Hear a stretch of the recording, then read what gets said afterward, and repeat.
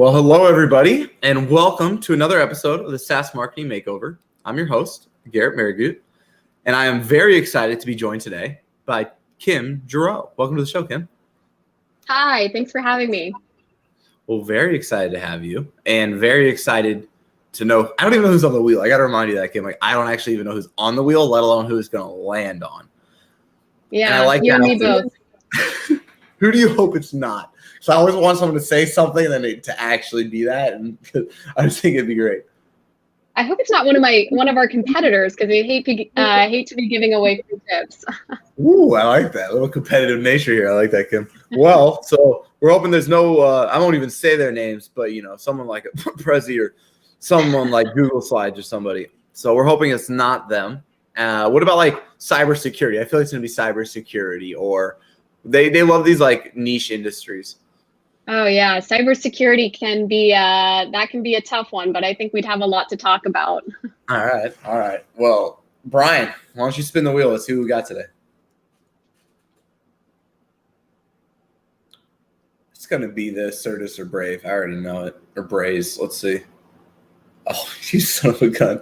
All right, cool. Thanks, Brian. So Brian's head of marketing here at Directive, and he gave us Hubspot. So all right, let's do Hubspot. All right, hell yeah. Let's do it. Big company. These guys, I know he's laughing right now. I know it. All right. You can see my screen, Kim? Yeah, yep. Oh, that's a hell of a menu. Okay, so have you ever seen anyone with only 3 things in their menu? Like this? No, I think they're definitely trying to simplify the user's journey, because I'm sure they have quite a bit that they put on this, quite a bit of content all over the website. I think they're trying to usher the user down into a couple different paths. I want to look at Salesforce real quick just to see how Salesforce does this too, if it's similar or not. Yeah, need, industry. Okay, interesting. So we have their software. Mm-hmm. That's a weird layout. I haven't looked at their website. I'm a customer, to be honest, but I haven't actually. How are you? Yeah, I haven't looked at like their website because I just log in. So they've got marketing, sales, customer service, content management, operations. I haven't even seen this. I wonder what this is. To grow better, you need to run better. So this is kind of,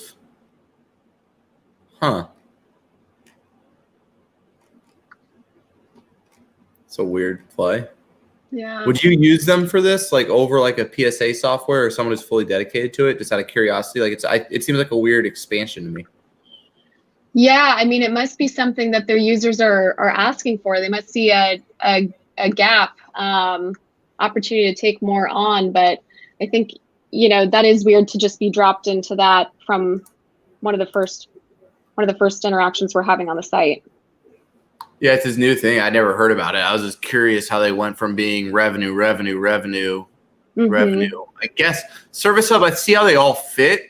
I wonder, let's see if Salesforce has something. I know that Salesforce has Financial Force. So let's see if that's kind of I think it has to be their play, if that makes sense. Like, because they are modeling this same kind of game to a certain extent, if that makes, you know what I'm saying? Like, yeah. Because it's called Financial Force. I'll show you. So this is what Salesforce offers, and I think this can help us understand it.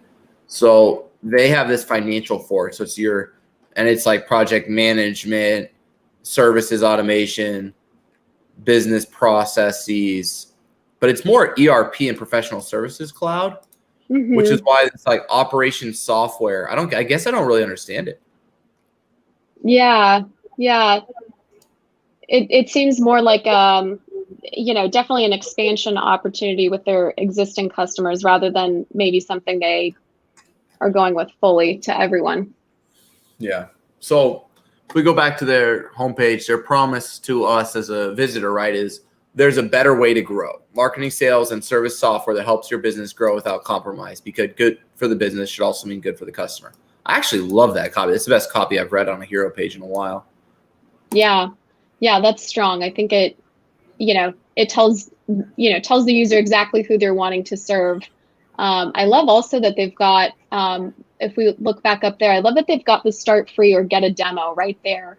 I think that's something that a lot of different companies are trying to balance and figure out their path. And I like that they get both CTAs in that one single button.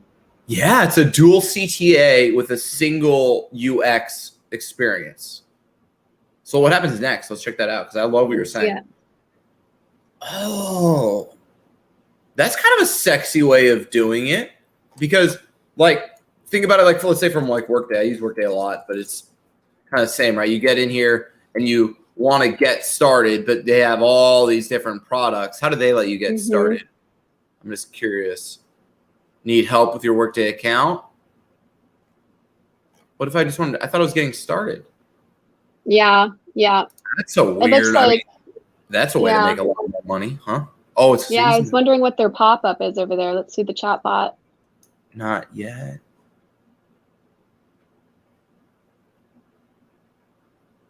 Oh yeah, that is a horrific experience compared to this. Let's see what Salesforce does, because I'm just like, I never seen anyone do it like they're doing it. I want to just get. That's so weird to me. Their call to action is like a register for an. Is there not a way for me to get a demo from Salesforce? Because here's the problem, right? When these companies have these large products, they want you to first go to sales and then get a demo. But it's such a weird starting point when the hub doesn't feed anything. Oh my God, I never thought about that. But you see what I mean? Like, you don't really, holy crap, you don't even have a way to buy from Salesforce as a platform. Yet HubSpot solved that. That's brilliant. Yeah, they've definitely simplified it. And something else I like about that page you just brought up for them is just that it's reinforcing to the user that the person they're going to talk to, if they get on a demo, is already going to know what they're interested in.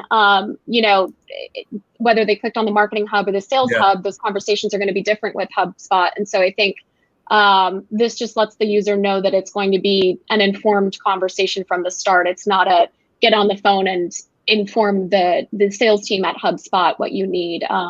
You know, they'll already have some of their background and homework done. Well, and I love that they address the obvious elephant in the room. Too many choices. That's such a clever way of doing it over time, because it didn't pop up when I first got here, but I haven't been able to figure it out, and I clicked around a little bit, and then they'll let me go. This is smart. Very clever. I had a question for you on this, because I know your product, you have this kind of free trial as well as like the other parts. Notice what they did here, and I think this is interesting, right? You can get started for free, or you can get a demo. They're actual money makers. They don't do trials on. Isn't that weird compared to everyone else? Like, notice the thing they make their money, sales and marketing. You can either use it totally free, no commitment, no credit card, or you can get a demo. Yeah. I think that's awesome, because you don't have to deal with that, like, paying for people who do trials and focus on activating trials where you see massive gaps in your financial modeling. Yeah. I think it would be, you know, it'd be interesting to see, you know, if they had a free trial at one point, what was the difference in their metrics after they implemented this different path?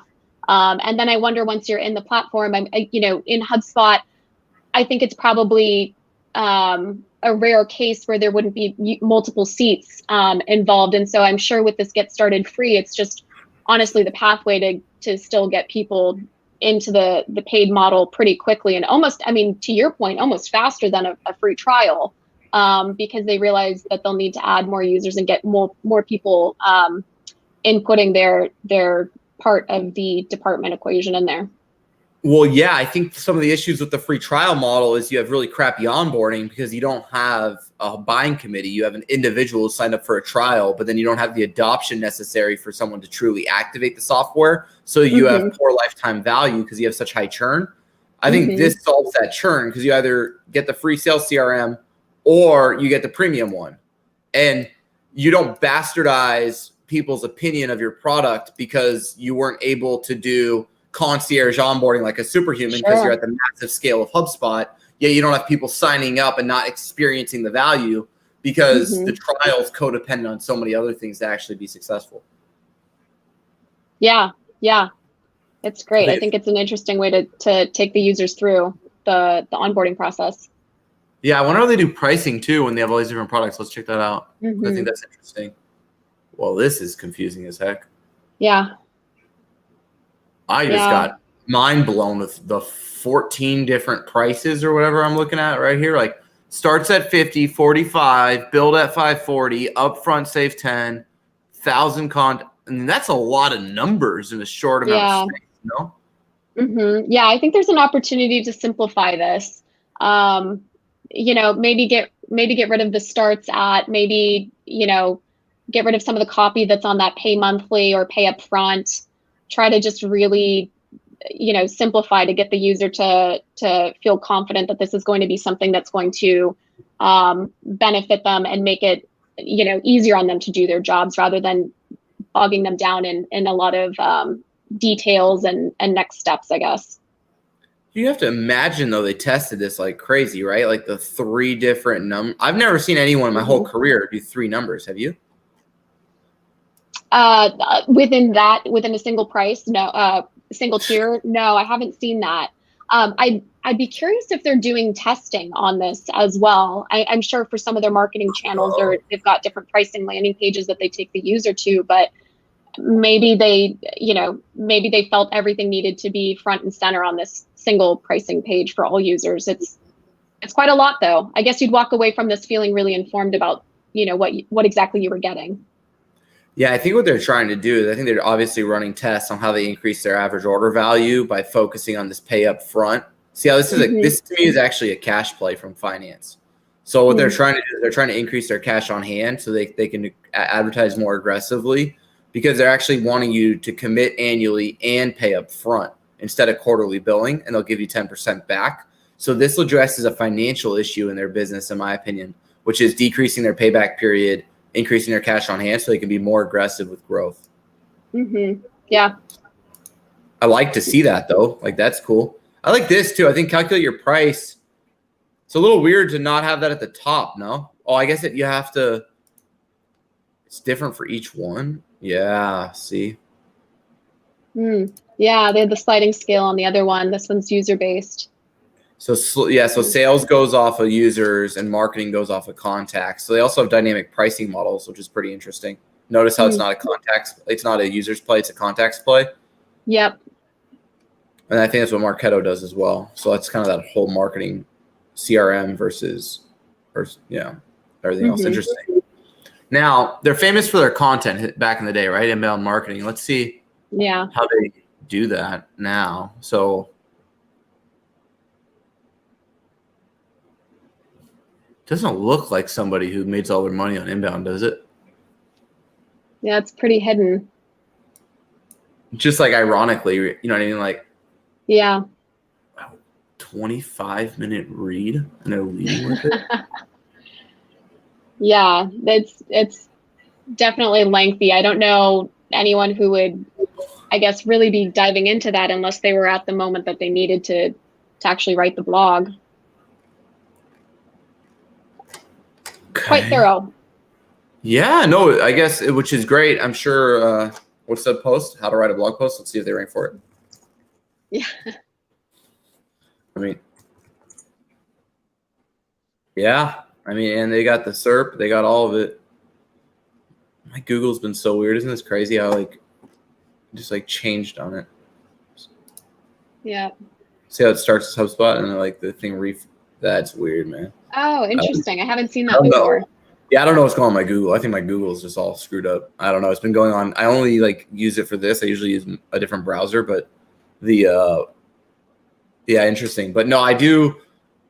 It's interesting to me that a company that made all their money on, and they're you know what I mean? They still have these crappy pop-ups and everything. Do you think it's just because these work better? It's so funny to me that they're the pioneers of inbound marketing, but it looks like they're the ones who fell behind.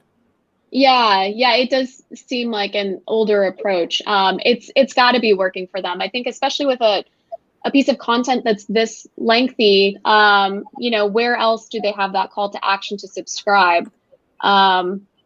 It's probably just that they didn't want to leave it. Oh, there we go, up at the top. Yeah, it must just really drive enough for them that they're willing to, roll with it. Well, yeah, it just seems like because it's not based on post date, I don't believe. If we look, I don't think this was posted recently. No, yeah, it's not a post date thing. So I just find it ironic that, like, to me, it would be much more content that connects their ecosystem, because I could imagine one of the hardest parts of working at HubSpot is like getting a marketing team who loves it, but then somehow convincing a larger sales org not to use Salesforce, because like every head of sales I've ever worked with or met uses Salesforce. But they introduced their enterprise HubSpot CRM that has custom objects and a better bidirectional sync with Salesforce, and that's what I use as my tech stack.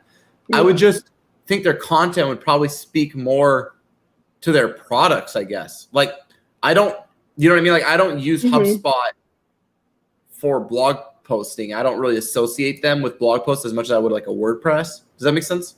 Yeah. Their approach must really be about building themselves into, the thought partner or thought leadership for the users that are in their system, so that they know that they really need HubSpot to do their job well, because HubSpot is helping set trends and helping identify trends and keeping them informed across all different areas that fall under marketing or other channels. Yeah, I do love this. Like, this is the kind of stuff I thought they'd lead with, right? This really good partner marketing report with Litmus and Wissia. And then it talks about the different like state of marketing report. It's just interesting to me that they like choose to lead here. Maybe we get more of that over here in the ebooks, guides, and more. Yeah, see, like this is kind of more the content I kind of thought I'd get out of them. Yeah, that's an excellent point. Yeah, it's interesting. I'd be curious how users typically navigate around the site, knowing that blog is above on that menu, above the resources. Well, because what's so interesting about this approach is we're seeing it through the lens of the website, not through the lens of the search engine. And I'd argue HubSpot sees their content strategy through a SERP more than through their information architecture. Because, like, I don't see as much of, like, this doesn't seem to be a part of the website. The website seems to be about the software and pricing. And it seems that the content's the entry point to the website, not the next step. Does that make sense?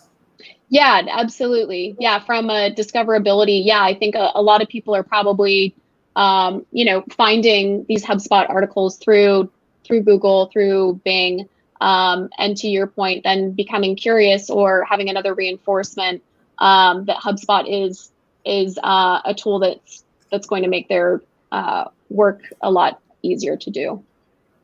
Yeah, let's see how they integrate to their product pages. So let's say I go to the Marketing Hub, right? So now I'm learning all about your marketing software. This is cool. This like thing they're doing with product description and pricing overview. It's like a e-commerce like SKU type setup. You know what I'm talking about? It reminds me of like a product page where I'm about to buy, and then they have like this stuff underneath it. Doesn't it remind you of like going on Nordstrom's or something and like seeing the product description? Yeah, absolutely. It's smart. I haven't seen that before. No, I haven't either. It's actually pretty sweet. Now we got our social proof. They're kind of playing the hits. Now, why not move the video up and get the more dynamic? Because this doesn't really do anything for me. To a certain extent. Let's see if it's any good.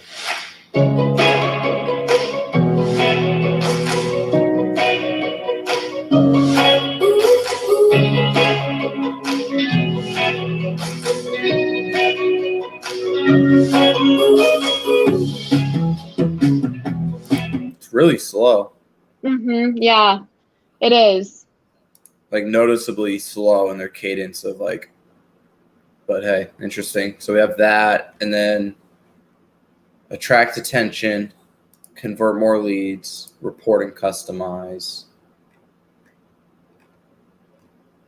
customer content, SMB focus though. It's weird, right? So like notice the logos, sexy. Mm-hmm. Notice the case studies, not Yeah. necessarily the same. So they have a dual persona on here, which I think is kind of weird. What do you think about that? Like, you know what I'm saying? When you have like the logos that say you're legit, but then the case studies show, Yeah. you know. Yeah, you know, if those case studies had been, you know, slightly different, I'd wonder if maybe they were doing some sort of customization on the page to surface case studies of users that would be in the same industry as the user visiting. But I think to your point, it seems like these are just the case studies that exist for all users that would arrive here. So I think there is an opportunity to maybe better align what's in the case studies to the logos that they're showing up top. Yeah, I agree. And what's this, by the way? Like, why do you need all this crud? Yeah, there should be a way to simplify all those tracking URLs, tracking data. Well, yeah, but where's the content? You kind of see my point? So like I came here to learn about your marketing hub. Where's like the inbound methodology post that breaks down, like, because I think the thing I don't see here, and by the way, I absolutely love their product. I just don't think they're doing their product justice, because like, for example, if you go on the product, one of the cool things they have is like this ad functionality where you can see how your ads are performing. Right here, ad tracking and management. Oh, I have to click in and then, but how do I get to that? See, that's weird to me. You see what I'm saying? Because this is a use, all the outcomes. I want to have better analytics on my ad campaigns without paying for visible. They have that. Where they could go get a much higher average order value with an upstream marketer, but they don't articulate to you and I what we want. They very much articulate to the SMB owner. Does that make sense? Yeah, it does. Like, this doesn't speak to your pain or your needs. Right here. Right? You don't think, oh, HubSpot, that's going to help me with my SEO. You think SEMrush or Ahrefs tool. Blog, you're not like, oh, HubSpot. You're like WordPress. Social media management, you're like Buffer. You see my point? Like, the way they articulate it, it doesn't fit with the way the modern marketing stack works. It's they're accidentally decreasing their average order value by speaking about their product to an SMB instead of to a subject matter expert. Yeah, that's a great point. And then their logos support that. And then I don't have that like content that makes me feel like, watch like somebody who like sells to like us more, if that makes sense. So like a metadata, I would imagine, is selling to us. Generate revenue, not just leads. The first, you see what I'm saying? And then the logos and the quotes all fit us. Yep. And then the way they talk about themselves, higher B2B match rates, things that we've struggled with. You see closed loop attribution. And I get that they don't have the same persona as HubSpot, but it's like HubSpot wants to beat Marketo from everything I've seen. These logos, they're getting people to use them who are larger because they are better than Marketo, yet they aren't deciding to speak to people like Marketo speaks to people. You see what I'm saying? Yeah. Yep. Right. So like the problem with HubSpot is when you feel like you get a big budget or a big team, or you go international and you have EMEA and APAC, you feel like you have to graduate from HubSpot to Marketo. Yeah. And I think if I'm HubSpot, and this is something I talk about Directive, I want people to graduate within HubSpot, not from HubSpot. And sure, yeah. I don't see that connection that I get when I look here, if that makes sense. Right? I see G2, not Gartner. I see no Forrester, no buying guides, no Harvard Business Review, no none of that like more mid to enterprise level content strategy that does work. Yeah, they definitely seem to be going more in for that small to medium size business user, and then hopefully getting on the expansion later, or letting the user grow, but not maybe, you know, I wonder if their approach has been this way to try to simplify their offering for, say, a small to medium-sized business user, get them into the tool, and then work on, growing them and growing what they're doing in HubSpot from there. It's interesting. It's an interesting approach for sure. Well, yeah, but there's a fallacy in what you're articulating in their strategy, which is that a smaller business can become a larger one. The truth is they can't for the most part when you do contact-based pricing. How would an auto shop ever graduate within HubSpot if they don't have, with the way their pricing works, if they don't have a use case for more contacts? Yeah. It's like, that's the little stuff when I'm looking at this, and I'm looking at it at a strategy level. I'm like, you're leaving so much money on the table. You have this mass market share. I just wonder, but because they don't let me self-identify, because you can have Marketing Hub, and then I could see like SMB or enterprise, and then you could create that, like the logos could be all SMBs, and then I could see the enterprise where they're enterprise, and then the features and the copy, the voice could be different. I almost would want to separate my types of buyers almost, so that I could get the right, like, I really think that's their biggest gap. I mean, I've got over 100 SaaS companies, and they all feel like they need to use Marketo when they're serious. And I had Marketo, and HubSpot's better than Marketo if you're serious. But that's not the perception. And I don't think they're doing anything to change that. It seems like, in fact, they're actually doubling down the other way. Which is just weird. Yeah, it is. I mean, especially to your point, it seems like it would be possibly a simple test to break out the content that's on a page like this, and just say, this is going to be how enterprise should approach it, and this is how HubSpot can help you right now as a small to medium sized business. Well, yeah, because all your cash flow, right, as a business here, what's going to flow through EBITDA is going to be your variable revenue, right? As you increase contacts, but don't have to increase customer support, net new acquisition, or anything else. Yet Kettlebell Kings and Oakland Harley don't have a clear path due to the fact that they're local businesses to add more contacts, because they're like servicing a fixed total addressable market based on serviceable location. Yep. It's just conceptually weird. I love it. Okay. Any final thoughts you have here, Kim? No, I think, overall their website's great. There's some things that, obviously we chatted about today that I think are opportunities for them to test at least. Congratulations, Kim. You're now the CMO of HubSpot. All right. Great. You've got 3 ideas. Well, what are those 3 big things you're going to introduce? Yeah, I think we've got to test what you and I were just chatting about with the enterprise path, or the small to medium sized business path. I think there's probably some room on the blog to test out different methods to get users into the subscribe. Maybe that pop-up wasn't going, maybe that's not the best way anymore. Let's test it. Let's see if we want to put it throughout the content as the user scrolls. And gosh, I don't know. We chatted about a lot in this. I'm trying to think the third thing I would do. I would say they've got to probably put more testing in place. You and I went directly to the website. We directly navigated there, but if they don't already have a lot of landing page tests and content tests in place to tailor the experience to the user, I think that's a big opportunity for them. Yeah, I love that, Kim. Yeah, I think for me, I love some of the stuff they're doing. That like get trial or demo CTA, I thought was pretty sweet. I didn't see anyone do that singularly, because it creates that singular flow, which does allow for better testing. So some of that stuff they're doing really well. I think some of the gaps I saw, I think there's a better way to try to get larger upfront pricing than the way they did it. Those like 3-4 different numbers and prices was a little confusing. I think their content strategy, they need to rethink. I think they played the hits 10 years ago and it made them super successful.